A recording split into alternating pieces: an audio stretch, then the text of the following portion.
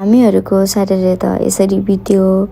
अनि हजुरहरूको hello everyone, welcome back to Sneha's mini vlog.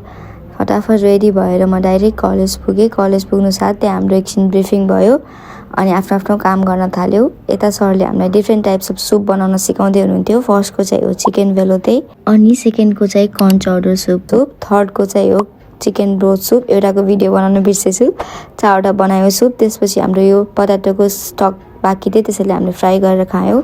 सरले चाहिँ ब्रेड स्टिक र ब्रेड रोलको लागि डो तयार गर्दै हुनुहुन्थ्यो। हामीले चाहिँ यहाँ स्यालेडको लागि चाहिने फलफुलहरू काट्दै थियौँ। सरले यहाँ ड्रेसिङ गर्नुभयो।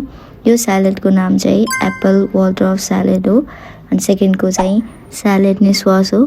त्यसपछि हामी सबै मिलेर त्यो ब्रेड स्टिक र ब्रेड रोल बनाउन लाग्यो, जो कि मलाई आइरहेको थिएन बनाउन।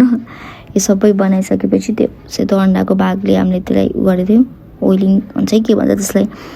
त्यसपछि सबै रेडी भयो, सुपदेखि लिएर स्यालेडदेखि लिएर सबै।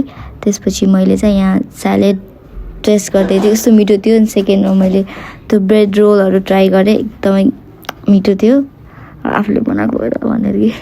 त्यसपछि हामी सबैले ट्राई गऱ्यौँ।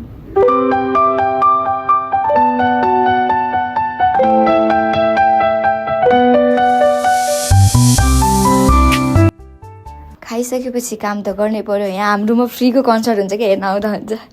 अनि त्यसपछि सबै कामसाम गरिसकेपछि हामीले फोन उठाएर गयो तलतिर। मेरो साथीको पोज हेर्नु न।